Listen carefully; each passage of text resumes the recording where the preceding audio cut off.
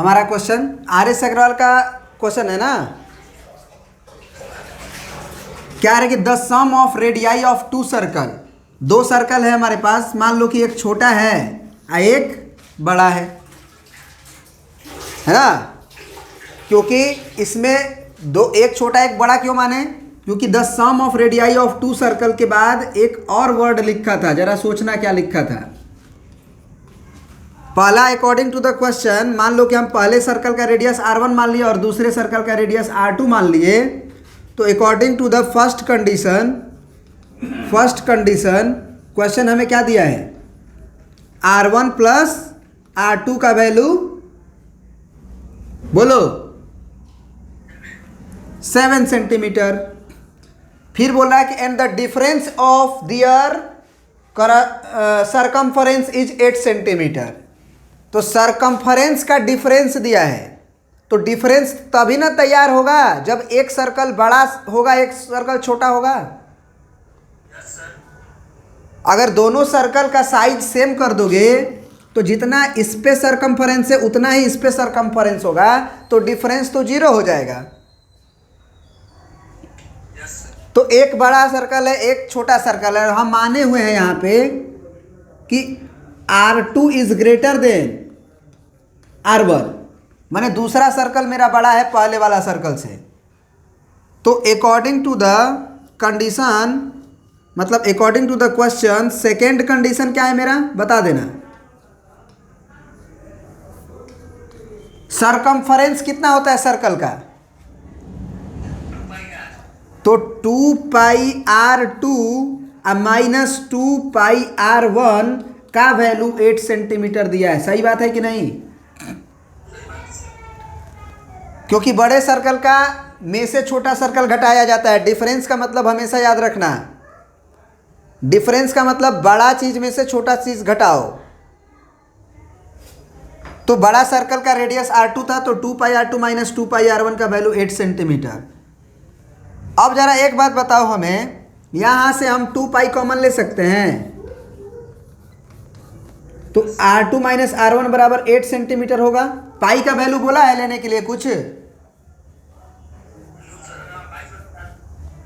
मतलब शुरू में बोला है ना कि अगर पाई का वैल्यू दिया ना हो तो 22/7 ले लो।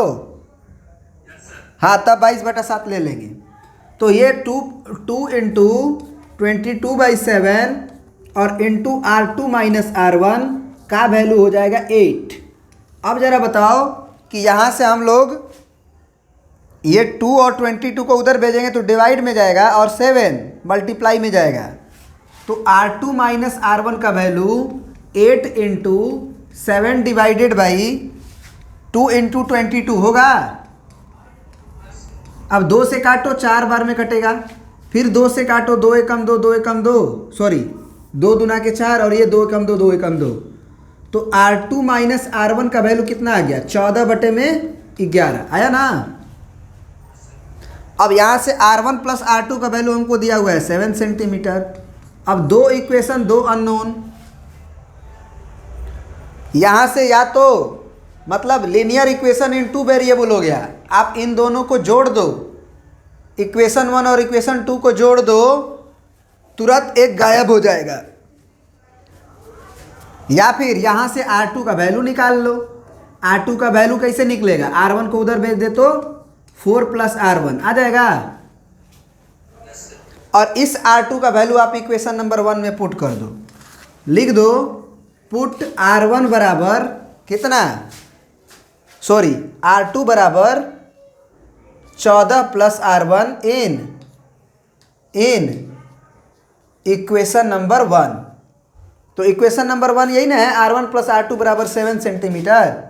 तो R1 प्लस R2 बराबर 7 सेंटीमीटर, इसमें R2 के स्थान पे 14 प्लस R1 रख दो। तो R1 प्लस 14 प्लस R1 बराबर 7। तो R1 2R1।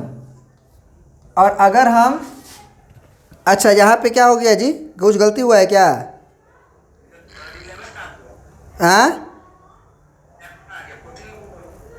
ये सही लिखे है ना, एक्चुअली 14 प्लस R1 होगा ना।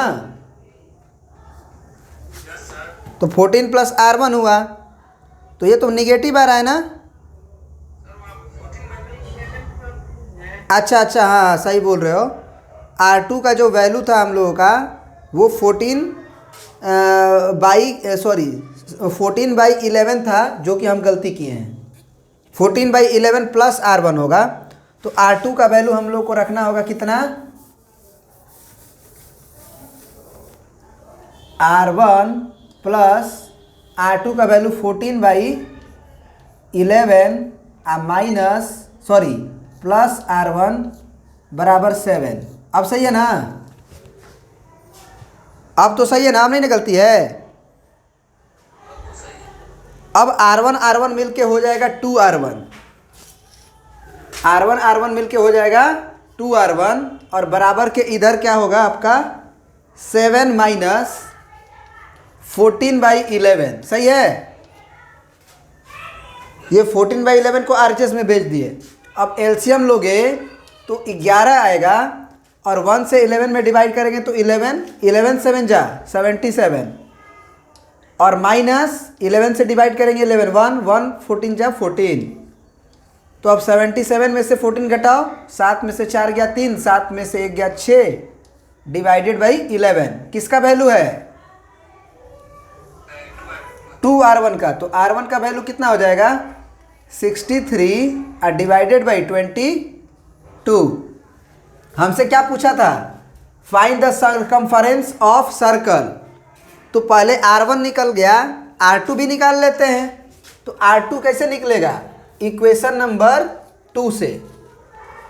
इक्वेशन नंबर 2 किसको मान लेते हैं, इसको। यहाँ से R2 का वैल्यू हमारा क्या आया हुआ था, देखो जरा बताओ। यहाँ से R2 बराबर 14 प्लस R1 आया था, इसी को 2 मानो, इसको मत मानो। तो R2 बराबर 14 प्लस R1, तो R2 बराबर डायरेक्ट लिख दो 14 अब प्लस R1 का वैल्यू 63 डिवाइडेड बाई 22। क्या अब ये निकल जाएगा R2 का भी वैल्यू, बोलो। एलसीएम वगैरह लेके निकाल लोगे। R1 और R2 निकल गया, तो find the circumference of circle. तो सर्कमफरेंस ऑफ सर्कल क्या होगा, मान लो पहला सर्कल का सर्कमफरेंस हम मान लेते हैं C1, सर्कमफरेंस 1, तो फॉर्मूला तो 2πr होता है।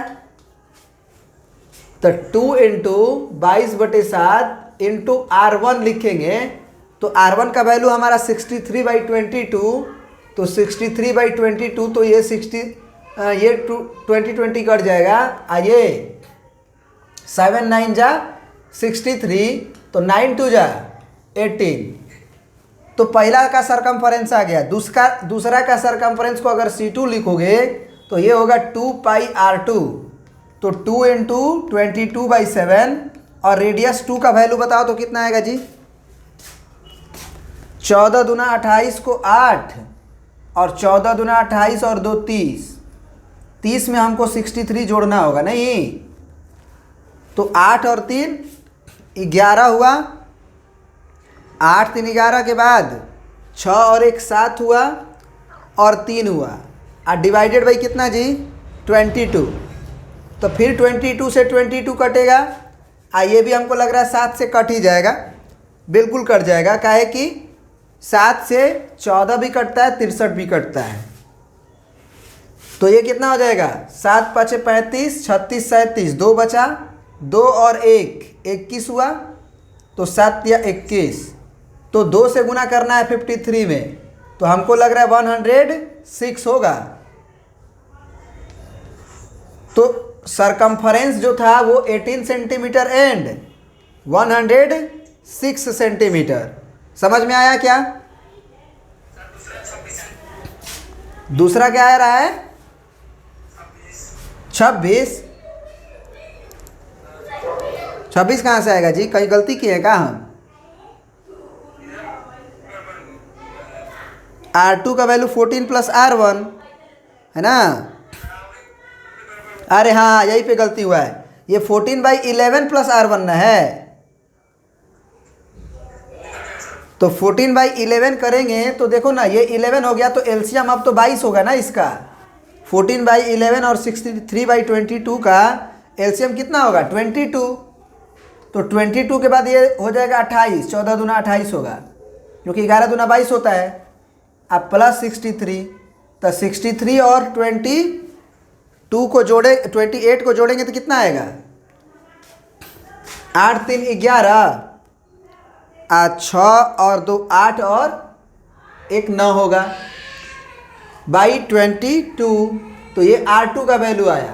तो R2 का वैल्यू हम यहाँ रखेंगे, अगर कर लोगे ना जी, हाँ कर लोगे तो टाइम पास काहे करवा रहे हो।